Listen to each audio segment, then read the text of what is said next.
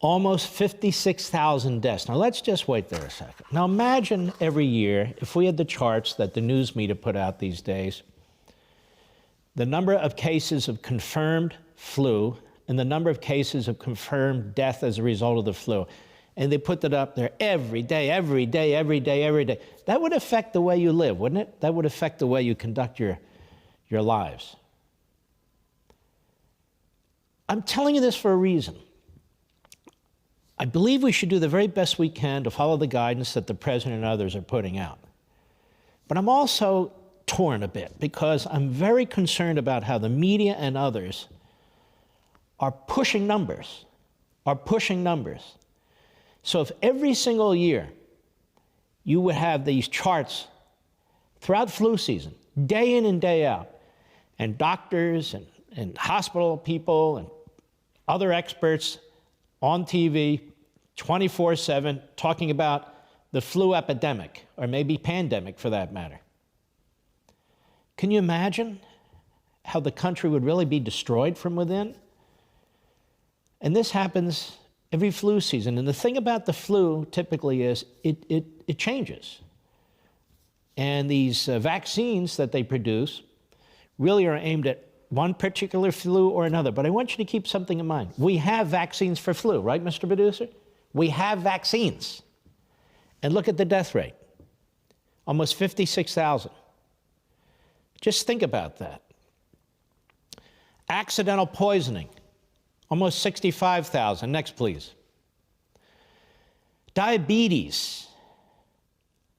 Over 83,000. Alzheimer's. When's the last time anybody talked about that or had charts out? 121,000. Chronic lower respiratory disease. 160,000. All accidental deaths. 170,000. Medical errors. 250,000.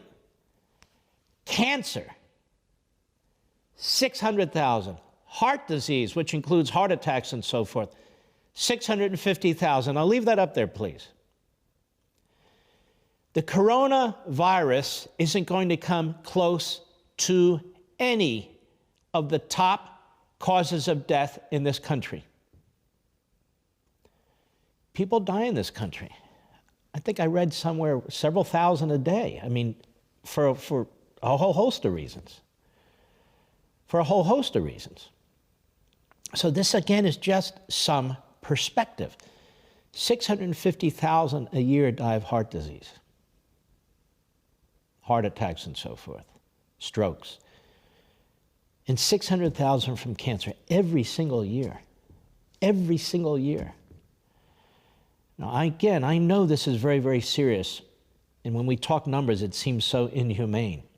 But they're always talking numbers, so I guess I need to talk numbers and stats. When you look at New York City, Governor Cuomo said today that they expect maybe 16,000 deaths from this. That's a lot of dead people. And it's a terrible, terrible thing. 16,000. How many people have died in New York City last year from heart disease? I have no idea. From cancer? I have no idea. From Alzheimer's? I don't have any idea. And nobody's going to check it, are they? Nobody's going to check it. So it's very, very important to keep some of this in some kind of perspective, because I'm just concerned with these charts and the graphics and the cherry picking of guests that the media are. I'm not saying they're making more out of this than it is, but they're panicking people. And in terms of the priority of death, more of you will die from heart disease, cancer, medical errors, all accidents, deaths, Alzheimer's, and likely diabetes than will die from the coronavirus.